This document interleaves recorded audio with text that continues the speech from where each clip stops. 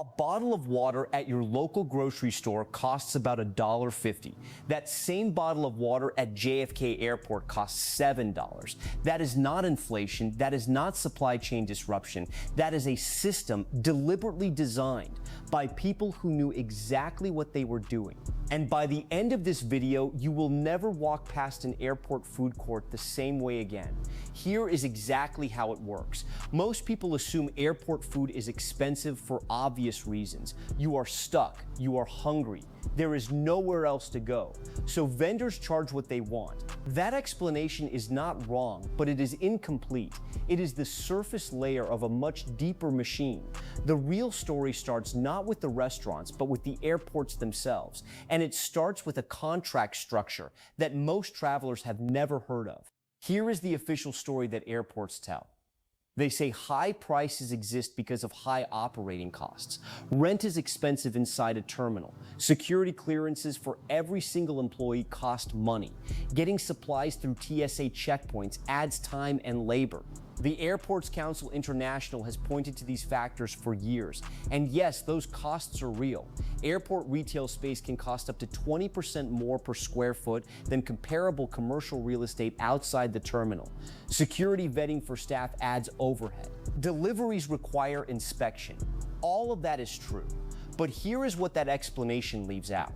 Those costs do not add up to a 300% markup.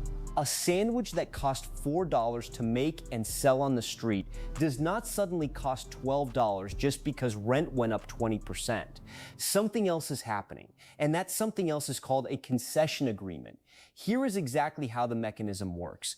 Airports do not run their own restaurants. They license the terminal space to large concession management companies.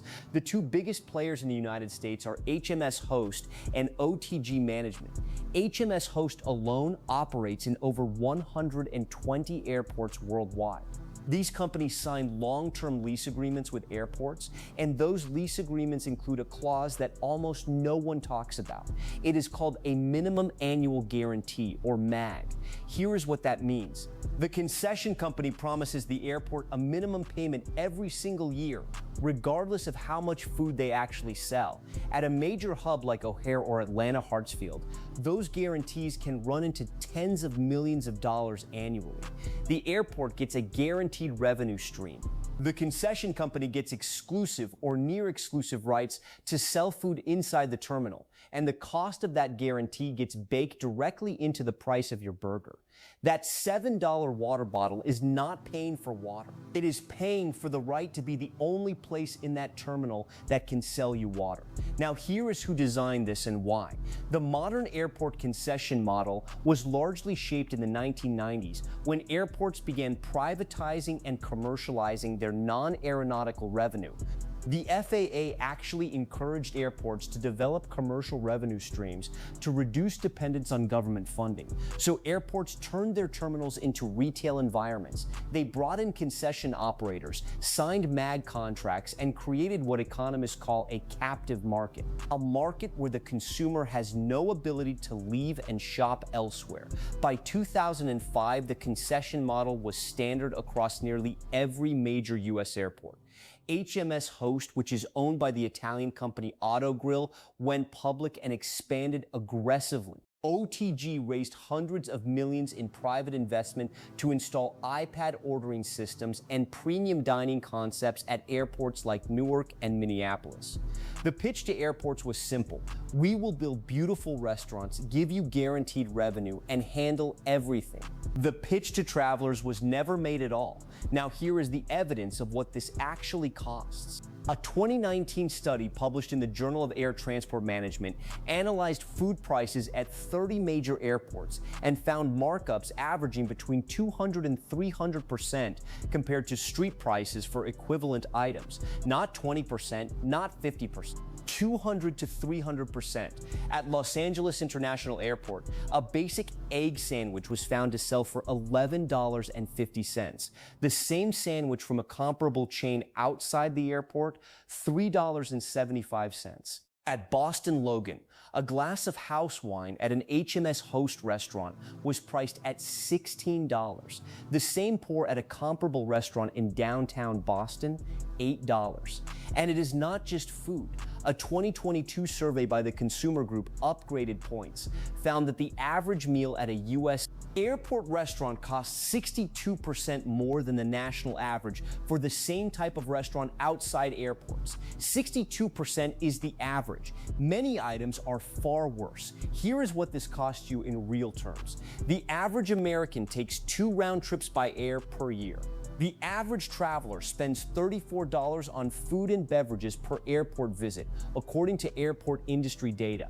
Multiply that across both legs of a round trip, both airports, and 2 annual trips. That is roughly $136 per American per year spent on airport food. Industry analysts estimate that without the captive market markup, that same food and drink would cost closer to $60. The difference, about $76 per traveler per year, flows back up through the concession operator and into the minimum annual guarantee payments that go directly to the airport. You are not just paying for a sandwich. You are subsidizing the airport's revenue model every time you buy one. Now, here is what you can do about it. The single most effective thing is to eat before you get to the terminal. Bring food from home or from a restaurant near the airport before you go through security. TSA allows solid foods through checkpoints without restriction. A meal prep container of food from home costs almost nothing and eliminates the captive market entirely. If you do need to eat inside, look for airports that have adopted what is called a street pricing policy. Some airports, including Portland International and Denver International, have required concession operators to charge prices within a certain percentage of what the same item costs outside the terminal. Portland has enforced this policy since the early 2000s and regularly audits vendors for compliance. When airports enforce street pricing, a coffee costs what a coffee costs. It is possible. Most airports just choose not to do it because the MAG revenue model depends on premium pricing to work. And here is your final fact, the one that should make you genuinely angry.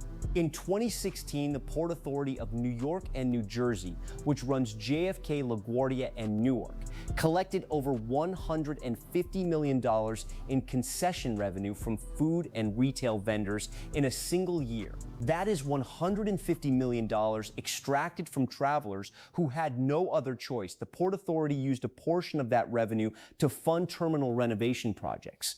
So you paid 300% markup on a sandwich, and the airport used your money to build a nicer airport, which will then attract more travelers, who will then pay 300% markup on their sandwiches. The machine feeds itself. And HMS Host, the company most responsible for running those terminals, reported over $3 billion in global revenue that same year. Not $3 billion in sales, $3 billion in revenue from airports, from people who just needed lunch before a flight. Now you know exactly how it works. Follow this channel. We post the real reason behind everyday things every single day.